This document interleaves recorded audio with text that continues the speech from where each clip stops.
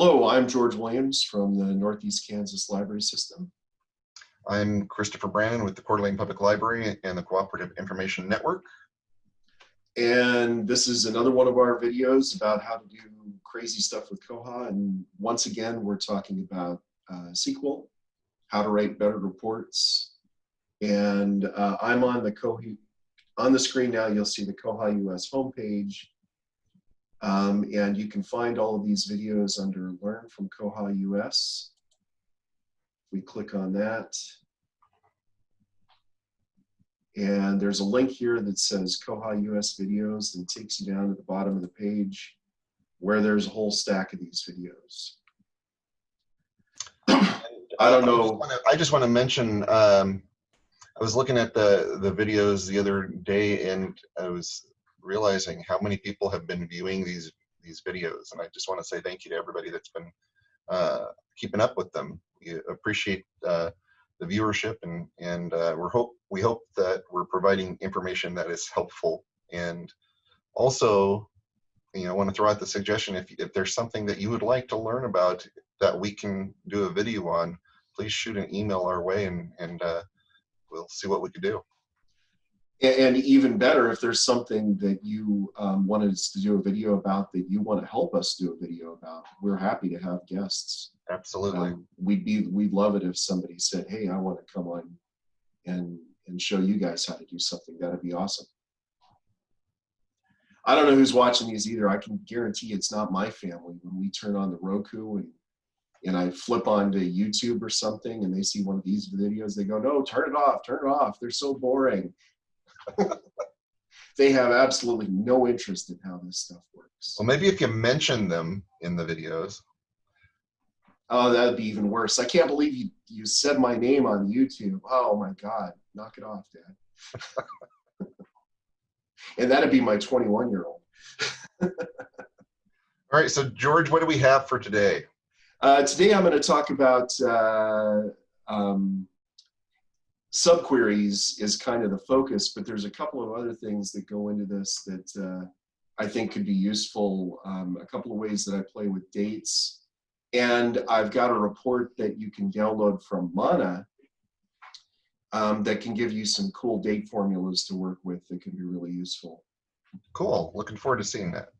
And, stuff in SQL, if you go to the Koha wiki, there's a library full of reports. If you go to the wiki and then do SQL library, there's a whole ton of reports there.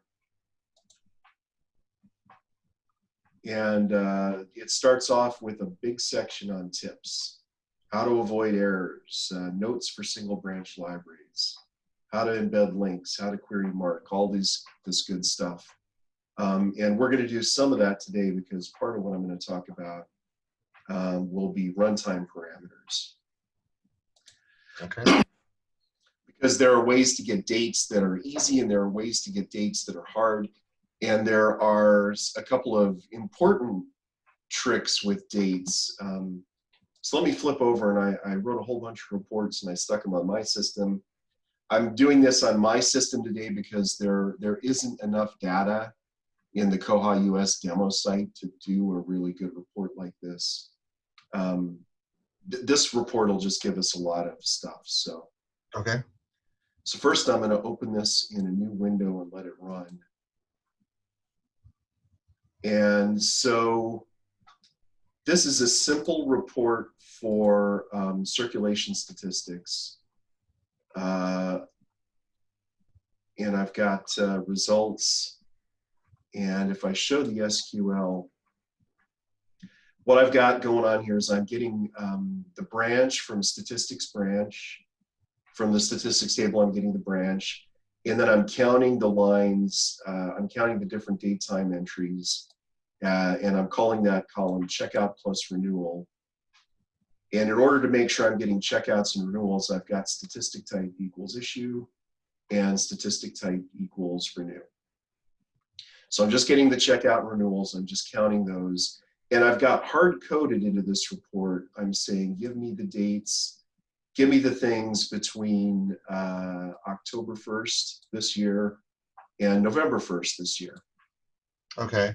And just for clarification, because we haven't shown this before, I noticed that you have part of your where statement in parentheses. Can you briefly explain that? That's because if you don't put, I want statistics type where either of these two conditions is met. So if I don't put statistics type in these two in parentheses, it'll give me the statistics where the date time is between this and this, and statistic type equals issues. So it's going to give me the checkouts between these two dates, or it's going to give me all of the renews back as far as the table goes. So by putting these two together, I'm saying these two conditions are met, and this one is met separately. So show me all of the things between these two dates and have either of these two conditions, as opposed to show me these conditions or this condition is what would happen if you don't put the parentheses around it. Great. Yeah, and that would not be a useful report. Yeah, I don't use ORs a whole lot, but it's always important to remember those parentheses when you're using an OR. Yeah. So if I go to edit this, if I wanted a different set of dates, I could go in here and edit. I would have, since I've got these hard coded in here, I would have to change the dates by editing the report, and that's not really an efficient way to do things. So I've actually got a different version of this report where it asks you for the dates. And the reason that I don't like these kinds of, this kind of date input, there's two reasons. The first reason is that the date input has to be in this format of year dash month dash day. If you put it in any other format, it's not going to work. If you do 10-1-2020 and not even the full year.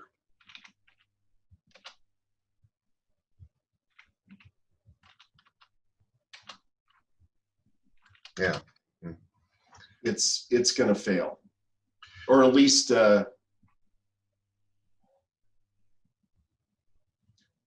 yeah, you get 0 results. It has to be in that right format. So I don't like doing it this way. What I find is if I write a report like this, I have to put a note somewhere on the screen that reminds people that you have to do 2020-10-01 and 2020-11-01. So that those date inputs will get you all of the days between, all of the data between the 1st and the 31st. The other reason I don't like inputting the dates this way is that if you want all of the data between October 1st and October 31st, most people would put 10-31 here. But the thing about it is that when you're working in SQL with date time stamps, if you just put in the date as 2020-10-31, that only goes to the beginning of the day on the 31st. It doesn't go till midnight on the 31st. It only goes to the beginning of the day. So you lose a whole day's worth of data. Yep. And so there also would have to be a note here explaining to my staff that this is going to chop off the last day of the month. So that's a way of inputting this, that you don't have to hard code the dates in there every time. But if you're dealing with staff, if you're building these reports for other people to run, this is not a great way to do it.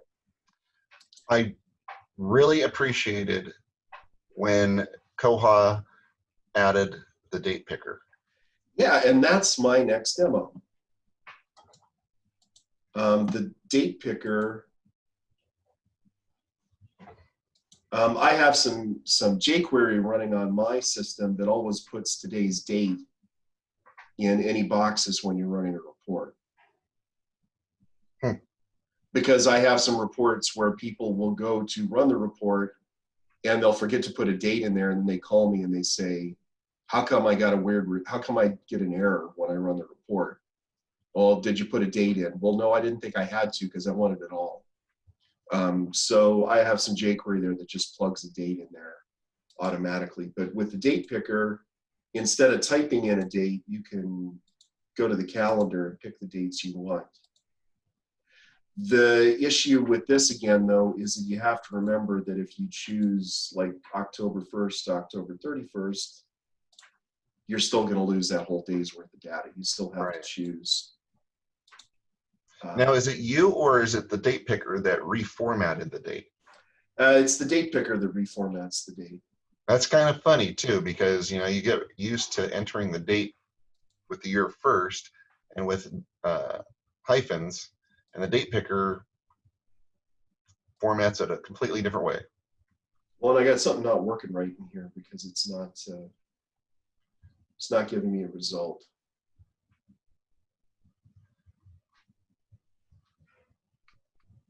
But you know, it doesn't matter because I don't really like this report anyway. So we'll go on to number 4, where this is where I'm starting to use date formulas.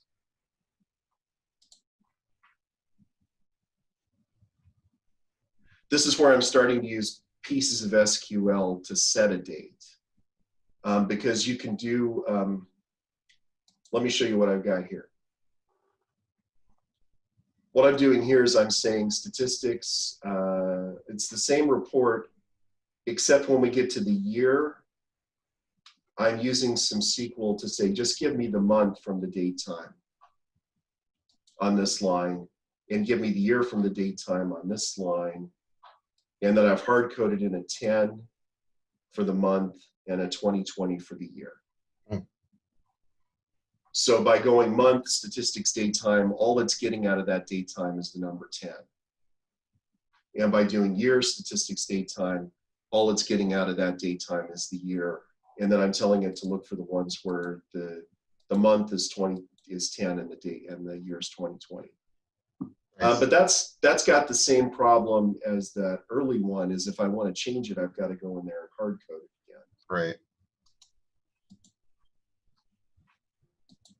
And so here's the same report where now all I've got to do is type a 10 and a 2020. Except you have to know that you're entering digits for the month, and you have to know that you're wanting the full 4 digits for the year. That's true. So if you don't enter those quite right, you'll still have problems with your report.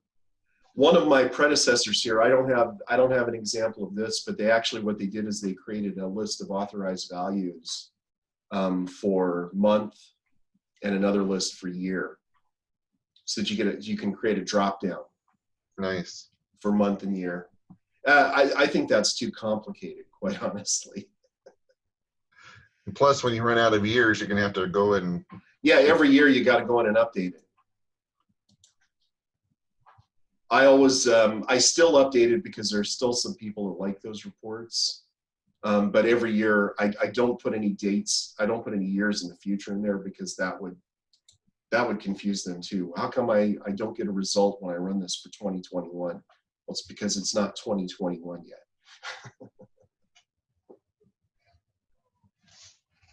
So let me show the results here. Here I just run the report and I get a result. And that's because, so what I've got this report set to do is it's doing the same thing. It's looking for the month from the statistics date time field, but I'm looking for the month and I'm using a formula to get last month. And then I'm doing the same thing with the year. I'm using a formula over here to say, show me the year that it was a month ago from today. And the way this formula works is it's just using a built-in SQL function called now. When you enter that now parentheses, it just gives you the time, date and time right now. And so the formula says now minus interval 1 month and give me the month from that formula.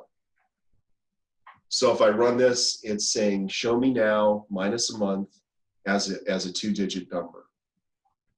And then show me all the lines in here where that statistics date time month equals the month that it was a month ago. And then I'm doing the exact same thing with the date.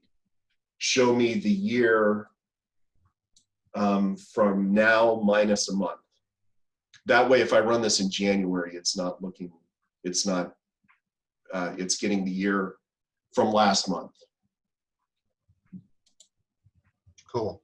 So that way. Now the problem with the now statement though is whenever you use the now statement and you ask for what time is it now, it's not telling you what time it is now. It's telling you what time it was when you asked. Well, I'm okay with that with this report. It works for this purpose. Yeah, you could also use CURDATE, CURRDATE gives you the current date of today. I just use now because it was the way I learned this formula. It's easy to remember too. Yeah, yeah, it's easier to remember than CURRDATE. I don't think the caps matter in SQL, but that's the way you always see it in the SQL documentation. It's capital CURR, capital DATE, parentheses, empty parentheses. So the big advantage of this report, and the reason that I like the month now minus interval 1 month and the year now minus interval 1 month, is that I can create a report and then I can schedule it so that it runs on the 1st of each month and emails me the results of that report. And so on the 1st of each month, instead of having to go in and run a bunch of reports, I can just have those all scheduled so that at like 5 o'clock in the morning on the 1st of each month, it runs all these different reports and sends me statistic results for the previous month, because that's one of my jobs here, is to collate this data at the beginning of each month. So this makes it easier for me. I can actually show you, let me open up a window here. I put all my statistics in a spreadsheet that's shared on the homepage in Koha. And no, and it opened in the other window over here. Let me move that into this window. There we go. So these are the October statistics that I've already done for each branch. And here's another problem I have with this data though, is you'll notice this library I've got here called, the branch code is called digital. If we go back to this report, there's no line here for digital. And that's because digital isn't a real library that has items that check out. It's a location that we use to put our records for digital collections like Hoopla records and other system-wide records that aren't physical items. So if I run this report and I'm not going to get a list of all 54 different branches. I'm just going to get the ones where there was a circulation in the last month. So I've got 54 branches, but I've only got 52 results. And that's ultimately one of the issues that I'm trying to solve, is I want to make this so that I've got each branch lined up there, so that when I go to plug that data into the spreadsheet, I don't have to go in and finagle, try and match rows to libraries, because that takes time. All right. So how am I going to solve that? I'm going to do that with the subqueries. So that was number 6. This one should be report number 7.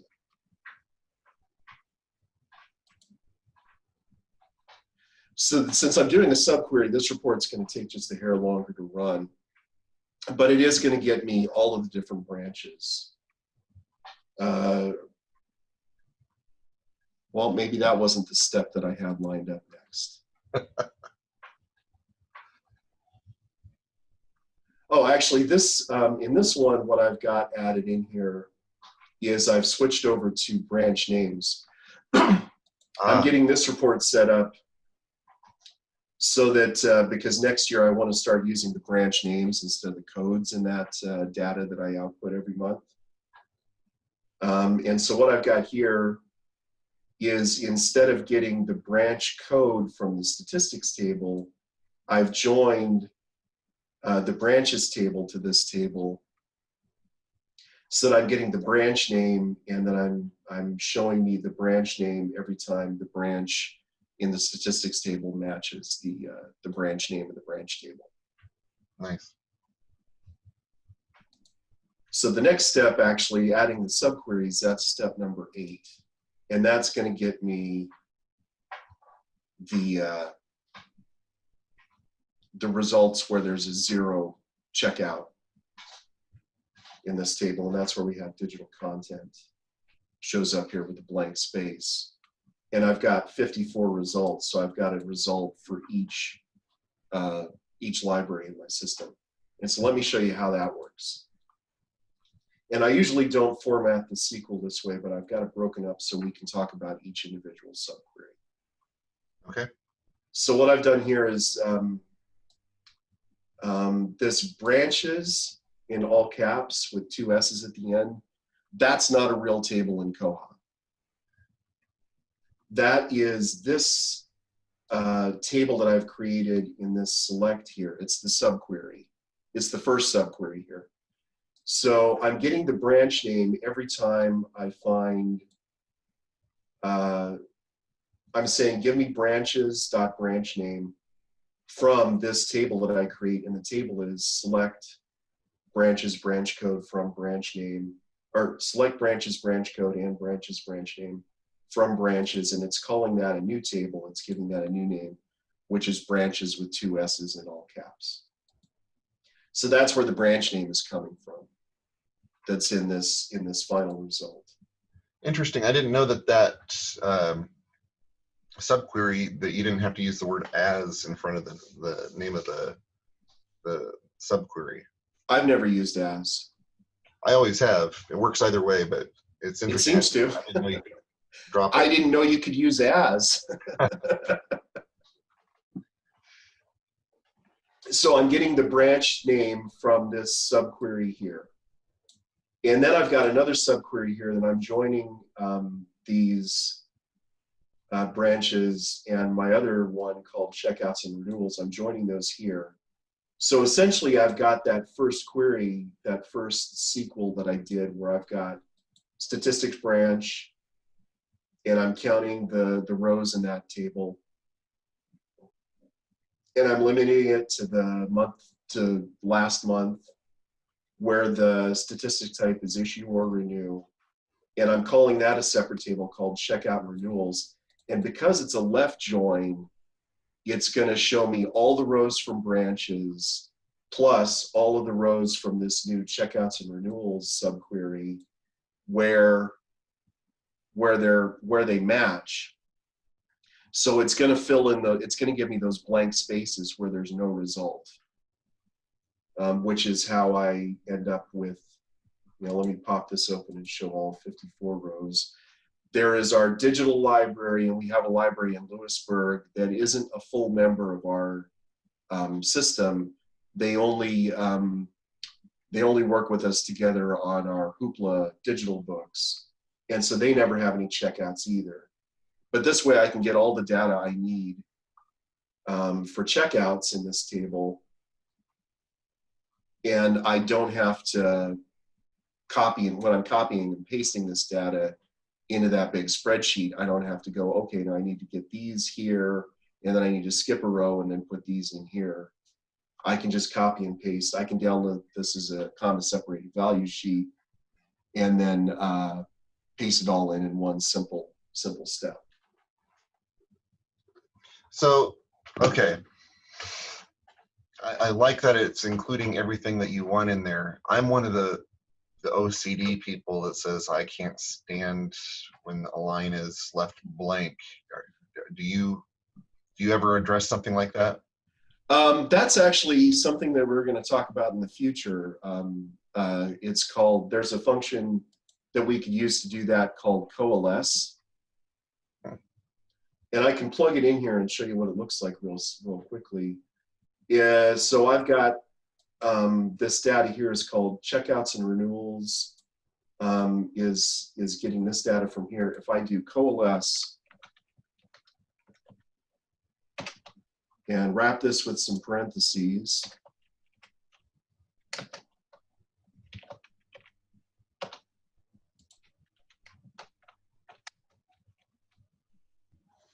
and so I'm just going to say koha-US checkouts and renewals, and the zero is a string, and update that.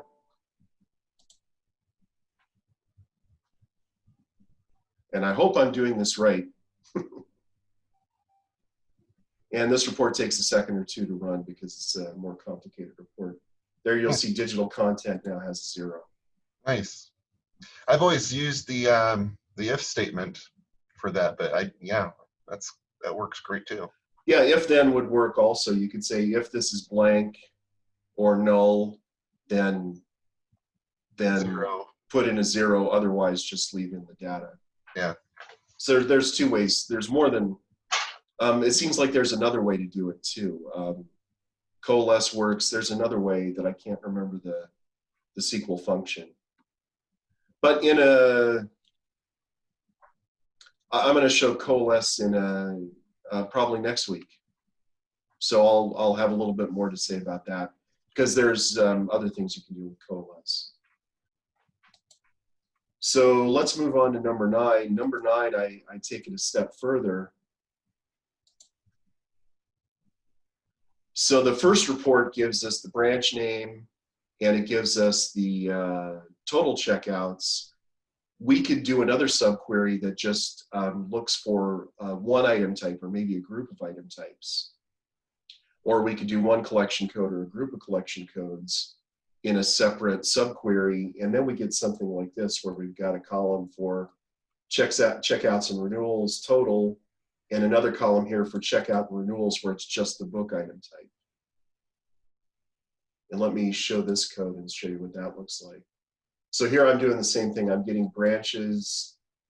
I didn't do this one in all caps, but I've got the branches coming from this subquery, and I'm getting checkouts and renewals from the other subquery that we talked about last time. But now I've got an additional subquery here called books, where it's essentially the same as this checkouts and renewals subquery. It's just that here I've added another parameter in the where statement where I'm saying issues and renews in last month where the item type equals book. And so now I've got multiple columns. Nice. And once again, I've got, the blank spaces are there. Since these are both left joined, there's the left join there and the left join there. It's only going to give me results where there's a result in. If there's no result, it's still going to give me the branch name. So, in all these previous demos, we were talking about circ data. But just because the data, if you're collecting different data at the end of the month or whenever, or you need that column to be something else, we can do something like what I've done here, which maybe one of the data points you're collecting every month is going to be borrower data. So here I've got borrowers added. And so, I've got the branch name, I've got checkouts plus renewals, I've got checkouts just for this item type, and then I've got a new column here based on a new subquery called borrowers added. And so I'm going to go over and click on edit so I can show you what this one's doing. So once again, we've got the branches is coming from this subquery here. That's where the branch name comes from. And then the checkouts and renewals is this subquery. That hasn't changed. And this subquery here is just for the book item type. And so then this subquery here is the new one where I'm not even looking at the statistics table. I'm going right into borrowers, and I'm getting borrowers branch code and counting borrowers added where the date enrolled, the month of the date enrolled equals last month, and the year of the date enrolled equals this month, this year, last month. So it doesn't just have to be, you know, you can get anything you can get from the subquery, you can find a way to put it in there. Great. And that'll get you that result. And it too, like the others, is going to be it's left joined to the branches information that we've got there. And it takes a little longer to run the more subqueries you put in there, the longer it will take to run. I was just going to say that. Yes. So that's one thing you got to be careful of, because it's easy to let that get away and you say, oh, I'll make a super report that does all these statistics and everything. But the more that you add, the longer it's going to take to put it all together. Exactly. And that's why I found that, you know, the one that I use the most is I've got one set up for us that does total checkouts, and then it does checkouts for just the adult items and checkouts just for juvenile items. And I find that if I break it down, if I get more than 5 of those big subqueries in there, it crashes before it can finish running. So I try not to do more than 5 when I'm doing one of these kinds of reports. But you can see, you know, Corning had 40 checkouts, 36 renewals, but they didn't add 0 patrons. They added 0 patrons last month, so there's a blank spot there. In Highland Community College, they only add patrons really at the beginning of the semester. So it'll have the blank spots there for the spaces where there's no data. Excellent. Well, George, thank you very much for enlightening us. I really appreciate all that you have shown us, and I can't wait for the next video to come out. So you've certainly given me some ideas for my report writing for the future. So thank you very much. Okay, so thanks everybody, and we'll see you later.